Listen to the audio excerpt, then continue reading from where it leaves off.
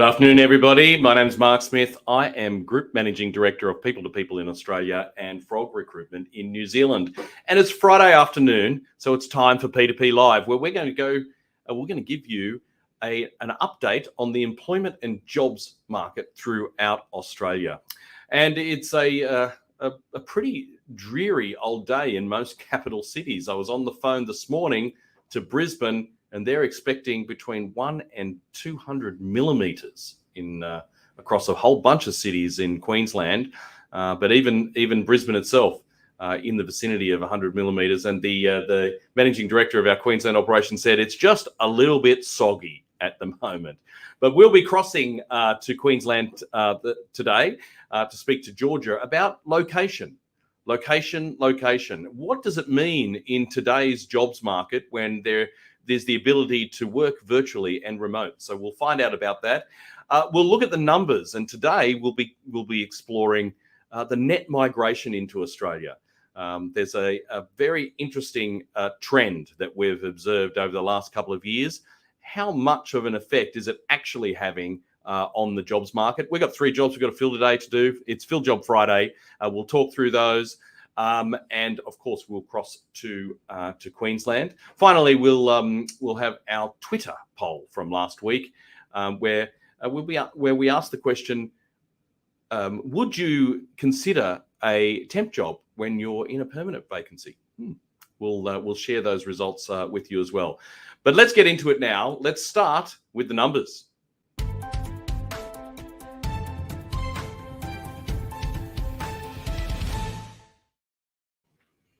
So there's been a lot of talk in the recent weeks about the effect of migration on the jobs and employment market right now. And so I thought I'd share with you this week some numbers on net migration into Australia historically and where we're at right now. And so what we're looking at here, and this is thanks to the ABS, they do quite a lot of good work on this. But this is the net overseas migration into Australia in a historical perspective, way back to 1861. So you can see that in general, Australia has a positive net migration. And the peak of that positive net migration was around 2001, where we approached 300,000 people entering into the Australian workforce, or into Australia's population, and consequently the workforce. And more recently, we've been averaging about 250,000 people entering into Australia every year, except last year and the COVID pandemic, and where we had a net decline in Australia's population of 87,000. And this is remarkable. And the question that you've got to be asking is that if we're having a net decline in our population, or migration, then how long is it going to take for us to make up the fact that we have missed out on 250,000 people this year?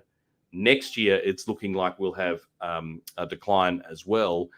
The impact of this migration and the impact of the COVID pandemic on migration is going to rattle the employment and jobs market, causing a supply issue in the jobs market for years to come. Let's have a look at the next graph if we can. And I thought what we'd do is see, well, where are all these people coming from over time? And so the light blue line here is Australians. So there's a net migration up until the middle of until the pandemic of Australians out of the country. But you can see since the pandemic, there's been a net of people returning. The yellow line is those from India, and that has collapsed since the pandemic. China has started to see a decline in the net numbers from around 2017. New Zealand, people are returning, and then you've got the UK as well, which has declined since the pandemic. So our traditional migration has clearly been disrupted, and the 5 countries that provide the most number of migrants, you can see that trend and how that's affected us over the last few years. Let's go to the next slide.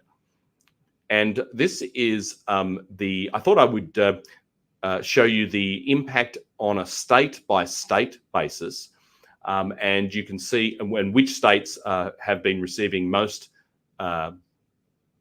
migrants and which haven't. So I haven't got all the states here, but just the ones that have the most, where it has the most impact, and that's New South Wales, Victoria, Queensland, and WA. So you can see that the biggest impact, and therefore the consequently on supply of labour, is in Victoria. Then it's followed by Queensland and WA and New South Wales in there. But so New South Wales and Victoria basically are the ones who are feeling it. And I haven't provided this information, but there is a definite regional context here as well. The net migration to the regions over the last, during the pandemic, has remained relatively static. So it's the same as at pre-pandemic. So Australians are leaving the capital cities to go to the regions at the same rate. But the capital cities are not replacing those individuals through migration. And so the supply issues of labour are even further accentuated in the capital cities. So it's going to be a few years to recover. Not even if we were to recover the migration next year and got 500,000 people next year, not that that's even possible with the bureaucracy that we have at the moment. It's still going to take several years for the migration changes and the impact of the COVID migration restrictions to work themselves through the labour market. So expect labour shortages, and consequently, if you're looking for a role or looking to maybe even get a pay rise because of the scarcity of labour, it's good times for you. Hard times for employers looking for talent.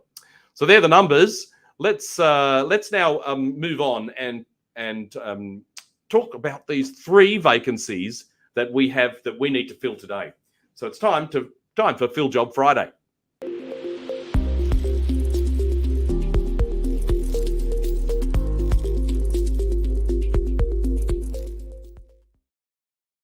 Are you ready to work today? Well, we've got 3 jobs to fill today. Here's the first one. $35 to $45 an hour for a digital communications officer in Brisbane's, or it's close to Brisbane's CBD. It's a start immediately. It's an 8-week assignment. There is the scope for permanency. So if you fit well in the team and they think, we can't let this person go, then you could secure yourself a permanent role. You've got to have qualifications in marketing, graphic design, and communications. And if you're interested in this one, Melanie Hammond from our Queensland office, 073118 0125. You can apply in the comments. You can see the links to apply for these roles in the comments. We can see all of your comments on Facebook, LinkedIn, and YouTube during the live broadcast. So if you have any questions, jump on there and we can solve them for you. Let's move to the next role. And here we have a HR talent coordinator in Sydney, $35 to $40 an hour. It's an immediate start, 6-month role, working closely with the talent acquisition team. You're doing a lot of compliance administration and working with the assessment centre recruitment process.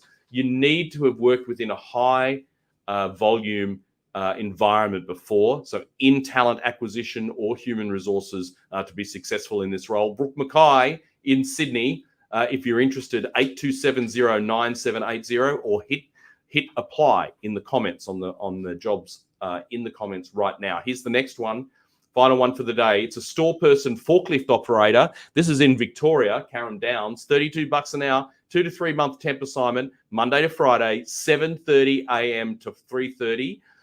Working for a large multinational in Carrum Downs. So you need to have a forklift license. You'll be operating a gas forklift and a reach truck. So you've got to have that relevant warehousing experience. If you're interested, Chelsea Dale is the person you need to speak to. That's 0390987422 in Melbourne, and ask for Chelsea. Or you can apply online in the comments. Fill Job Friday, 3 jobs to fill today. If you're available right now and you have those skills, please jump online. We can get you started on Monday. Digital communications officer. Then there's the human resources, talent acquisition, and then the store person in Melbourne. You can, if you're sitting on a bus, you're thinking, well, hey, I don't have my CV with me. You can apply with Vply. So you can just quickly apply with the video for Vply. and we can assess your skills from an initial conversation on the video, and then we can give you a call. So before we cross to Queensland, we do have another position from Tiana. It's a scheduling manager's role. So while we get set up to have a chat to Georgia in Queensland, let's roll the video on this scheduling manager's position.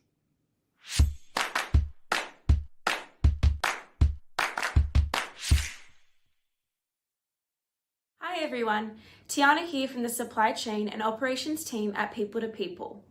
I'm currently working with a leading healthcare provider of technological products and platforms who ultimately assist in improving the overall health of individuals. An exciting opportunity has opened within the business for a scheduling manager to join the team in the North Shore Sydney area. This is a great opportunity to be part of a company that has such a positive culture and work environment where employees are highly valued, making sure they feel appreciated and recognised.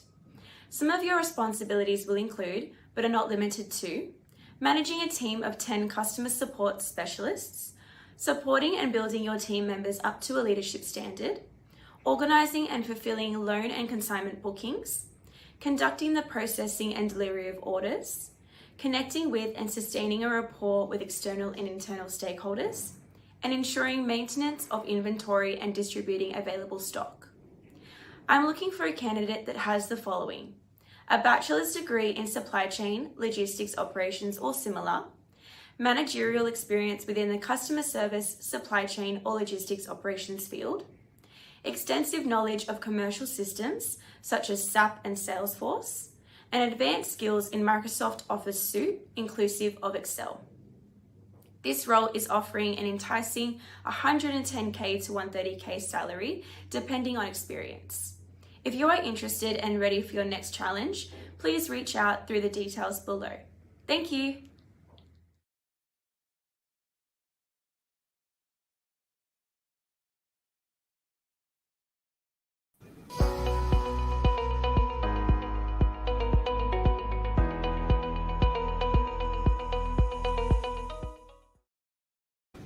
Location, location, location.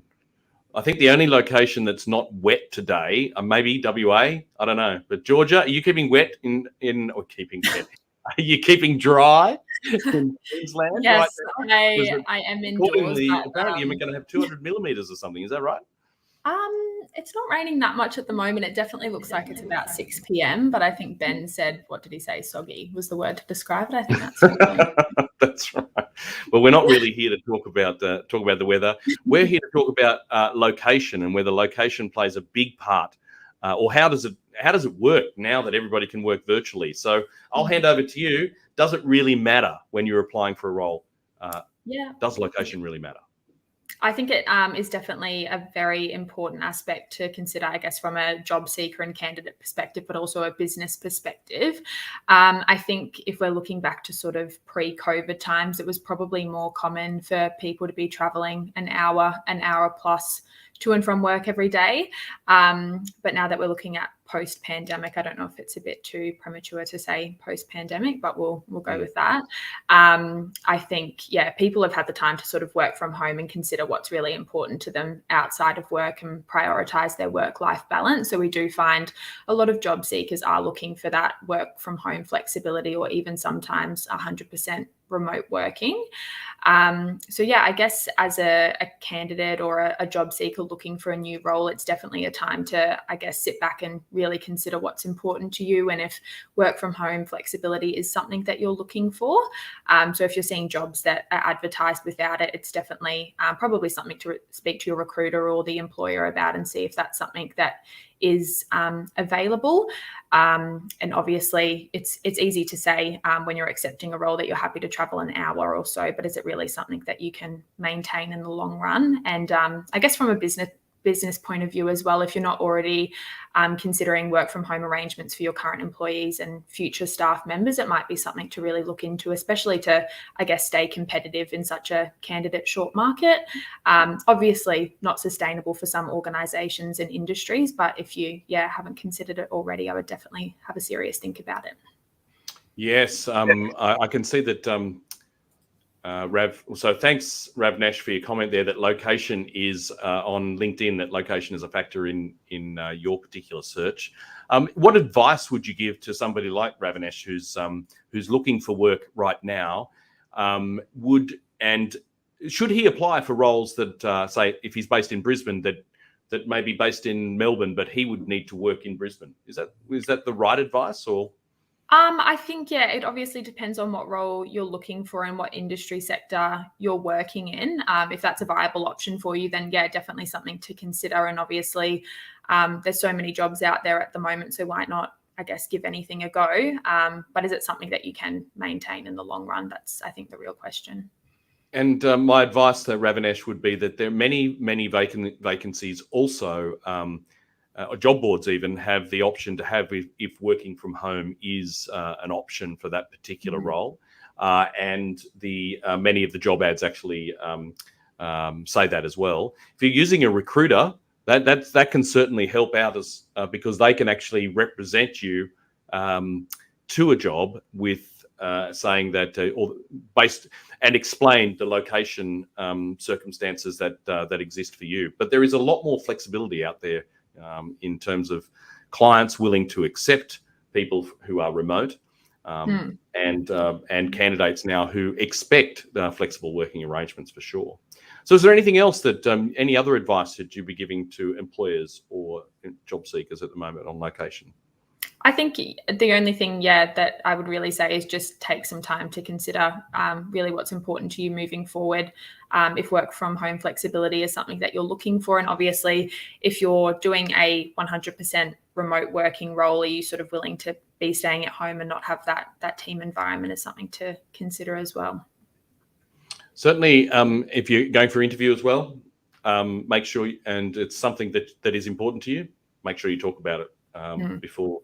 Don't expect that what is normal in your current workplace is normal in the new workplace as well. Righto. Well, thanks, Georgia. Great to talk to you. Great to see you online and P2P Friday again. So good luck with the weather. Hopefully you survive. Thank you. Yes, fingers crossed. Yes. Apparently there's a big rugby league tournament, I think, in Brisbane today as well. So over the weekend. We discussed this last time. I don't follow rugby. Okay, all right. I thought I'd just give it a shot. All right, well, thanks again. And I'll make a mental note not to ask you about rugby next time. Yeah. Right, okay. Thanks, Georgia. Let's move on, and let's quickly go to our Twitter poll from last week. And last week we asked, would you consider a temp job while you're looking for a permanent role? And, you know, this was an amazing result where we got 53% said yes, they would. Only 11% said no, they wouldn't. And a solid 35% said, you know, well, it actually depends on the job. You know what I take out of that result is that there are 90% of candidates out there who would consider a new opportunity. So they may not be active in the job market, but they, you know, I want to hear about it because it depends on the job. Or, you know what, yes, I would consider a temp job. And I think, and this is just maybe I'm being a little bit controversial here, but I think that one of the biggest factors that has changed, although now that things like working from home are ubiquitous and those other flexible arrangements are almost standard, then the one thing that is going to convince somebody to change in a high inflation environment with wage price pressures or at the moment is salary. So we'll try and explore that over the next couple of weeks as well. What about this week's poll? Let's find out who's employing. Is your company planning to recruit more staff this year? So this is really reflective of what confidence is like in the marketplace. Yes, we plan to grow only for replacements. No, we're reducing numbers. If you're interested, jump online to all of our socials at People to People and let us know what you're thinking and what your company is actually doing at the moment. That's it. Thank you very much for joining us again for P2P Live. We'll do it all again on Facebook, LinkedIn, and YouTube next Friday at 12:30. We'll see you then.